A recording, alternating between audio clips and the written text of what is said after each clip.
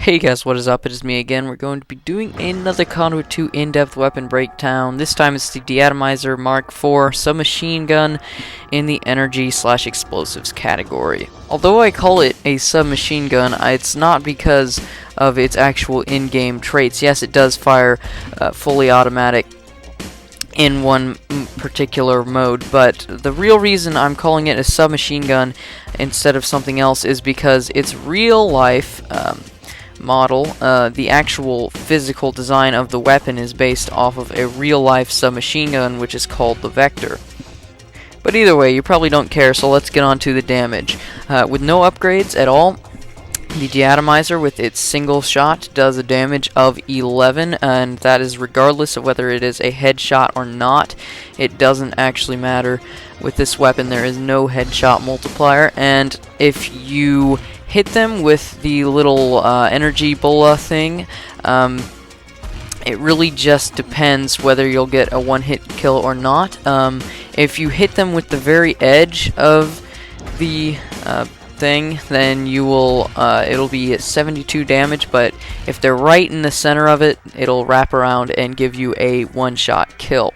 With improved damage or improved energy damage, the single shot damage will go up to 12, regardless of whether it is a headshot or a body shot, and the charge shot will go from a 74 damage if you hit them on the very edge of it, or over 100, so a one-shot kill if they're right smack dab in the center of it. Now, if you have damage focus or energy focus, the single shot damage is going to go up to 13, which is a bit of an improvement. It's going to take some shots off your kill. The damage, if you hit them with the edge of the charge shot, you're going to do 76 damage, but if you hit them right smack dab in the middle, you're going to get that one-shot kill again. Now, if you equip both damage upgrades, you're going to find that your damage will make the jump to 14 damage on the single shot, head or body. So, either way, you're still going to get the same amount of damage, and it will do, the charge shot will do 78 damage if you hit them on the edge, and over 100 if you hit them in the middle, so still a one-shot kill there. That will not change the shots to kill, it'll just change the damage. It'll basically just change it a little bit. If your enemy is wounded, it might make a difference there, but that's the only scenario in which it will. Now that we've got the damage out of the way, a very important characteristic of the Deatomizer is its rate of fire, because it varies tremendously whether you're going semi-auto or full auto, and never, ever, ever just single fire it. If you're gonna leave it in semi-automatic mode, always use the charge shot. If you're going to, and if you don't want to use the charge shot, put it in automatic mode. There's really no other way to do it. So, semi-auto, if you wanted to just tap the trigger, if you're stupid, then your rate of fire is going to be somewhere around, it's going to be capped around 150 rounds per minute, which is pretty terrible, which is why you never want to do that. And now, if you turn it into fully automatic mode, it turns into a much more decent 550 rounds a minute, which is not bad. It's not great either. It's about in between the Scar and the Carbonizer, somewhere in there, but do not expect this to be as accurate as either of them. That's right, it's not even as accurate as the Scar in this mode, and I'm going to show you that in a second. In this first shot, it doesn't look like the hipfire spread is too bad, but then when I take a small step back, you will just see how bad it is. I'm going to say this is at least as bad as the Scar, if not worse.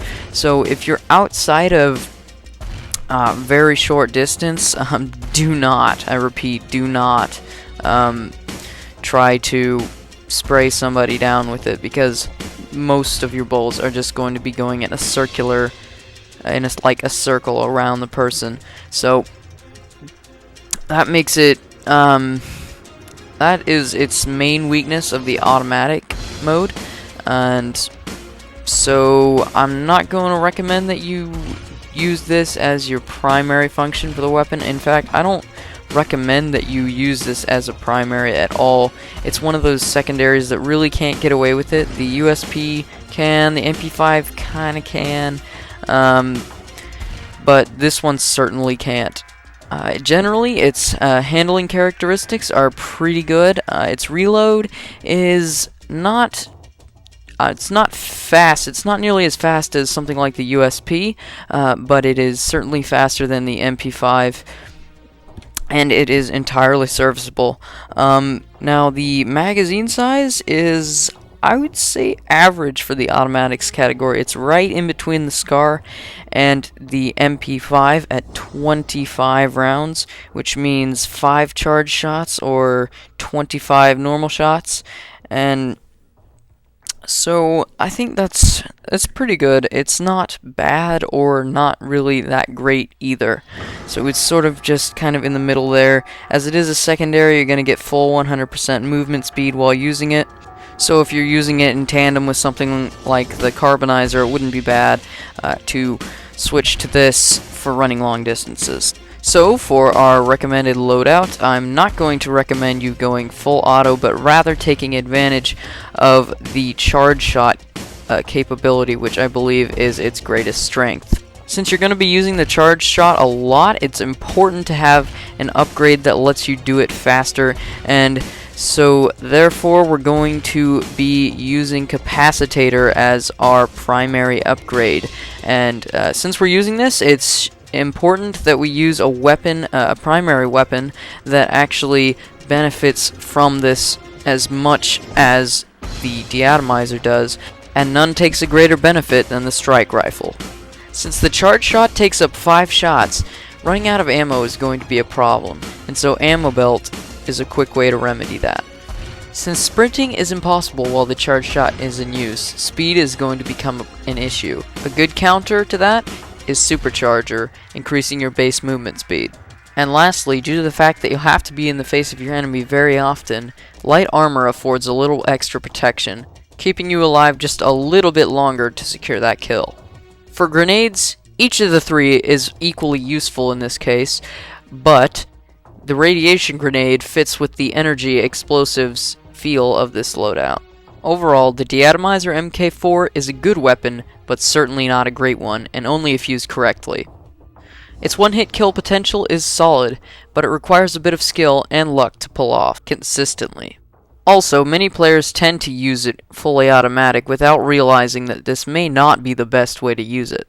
They'd rather have the ability to hold down the trigger than to get the maximum performance out of the weapon. Personally, I'm not a huge fan of the weapon, but I'm sure there are some who will be. That's all for now. I'll see you in my next episode with the Arc Eclipse. Hope you enjoyed the video, and I believe I'll be taking all the questions from the remaining videos and answering them in one big thrown together Q&A video. We'll see how big it turns out to be, but I thank you for watching. If you enjoyed, please leave a like rating, and please don't not leave a like rating just because I told you to, and I will see you guys next time. Peace off. No, that's stupid.